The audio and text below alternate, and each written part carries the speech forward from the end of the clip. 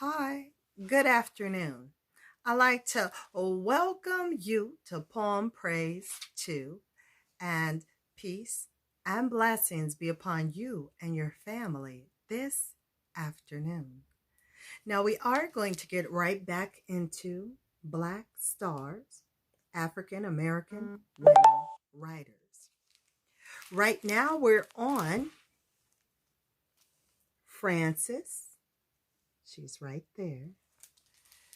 E.W. Harper during the time period of 1825 to 1911, and it reads as such. Frances Ellen Watkins Harper. Novel Iola Leroy, 1892, was the best-selling novel by an African American in the 19th century. It is a saga of educated, light-skinned, free blacks who were sold into slavery.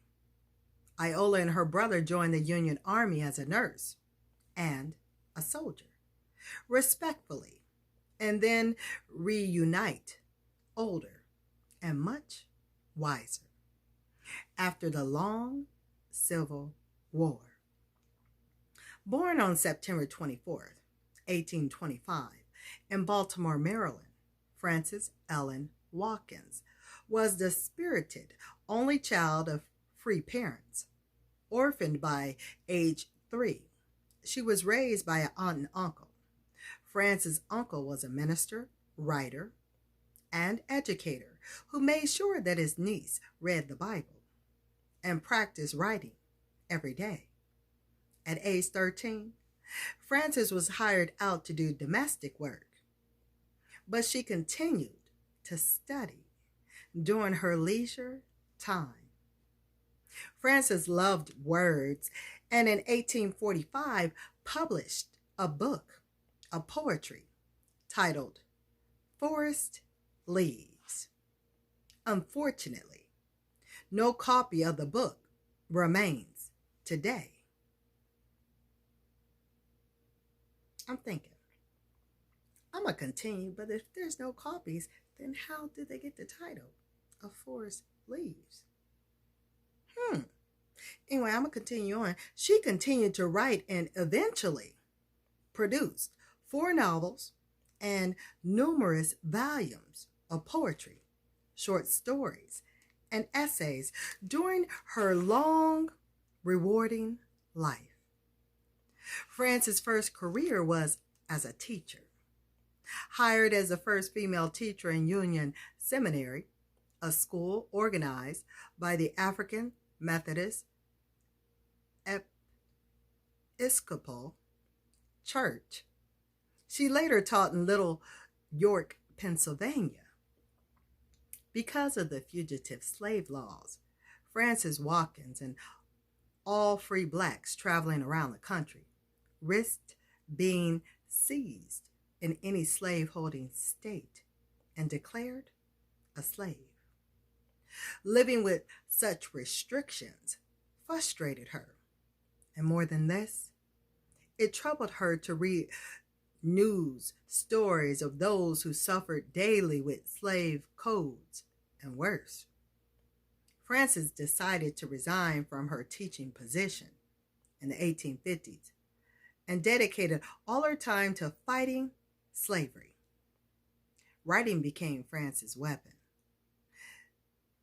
Eliza Harris, written in response to Harriet Beecher Stowe's 1853 publication of Uncle Tom's Cabin, brought praise from abolitionists Frederick Douglass and William Lloyd Garrison.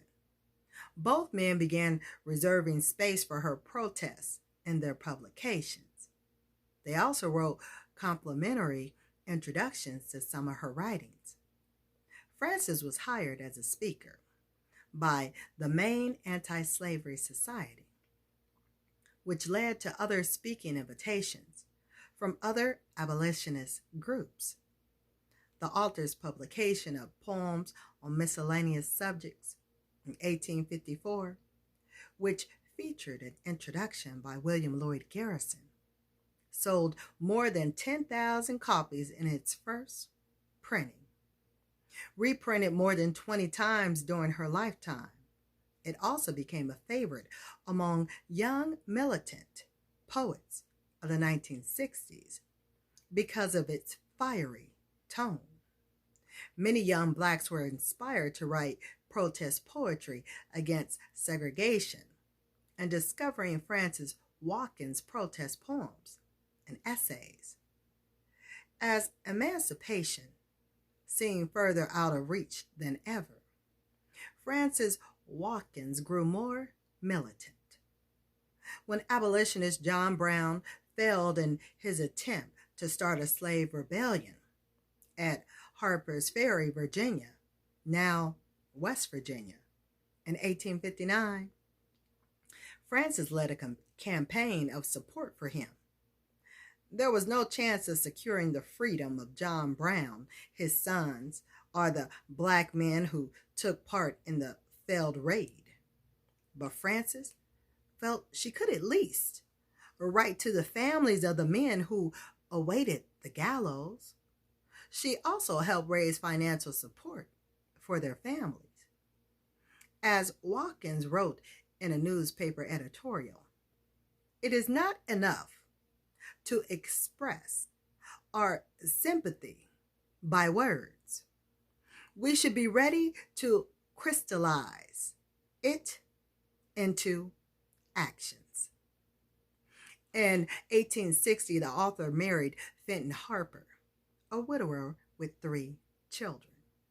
They lived on his farm in Columbus, Ohio, where Frances gave birth to a daughter. Fenton Harper died 4 years after their marriage, with debts absorbing most of her husband's assets. Frances Harper returned to the lecture circuit. She also became one of the many teachers who traveled south after the Civil War to teach newly freed slaves. In her collection, Sketches of Southern Life, 1872, Harper creates a 60-year-old ex-slave, Aunt Chloe, a witty character who tells a story of slavery and Reconstruction and how she triumphs in the end. The conversational style that Harper used to tell these stories will be used by future writers, such as the famous poet Langston Hughes. In her Philadelphia newspaper column, Harper used the same technique, imaginary conversations, this time between a female college graduate and her aunt, to comment on the ideas of the day. Above all, Harper wanted to awaken the hearts of Americans to injustice, religion, and morality. Frances Harper was co-founder and officer of the National Association of Colored Women, and she also served with the National Council of Women, the Universal Peace Union, the Women's Christian Temperance Union, and other clubs and organizations. The author died of heart disease on February 20th, 1911, and was eulogized at the Unitarian Church in Eden Cemetery, Philadelphia. A protest poem, The Slave Auction. The sale began, young girls were there, defenseless in their wretchedness, whose stifled sobs of deep despair revealed their anguish and distress. And mothers stood with steaming eyes and saw their dearest children sold. Unheeded rose their bitter cries, while tyrants bartered them for gold. That does complete a protest poem written by Frances E. W. Harper. So I want you to be well, Take care and be blessed. Be it thy will, I will speak with you soon. Here on Poem Praise 2. And for our next poet that's coming up, just to give you a preview, it's going to be Ida B. Wells Barnett during the time period of 1862 to 1931. So until next time here on Poem Praise 2, later, y'all.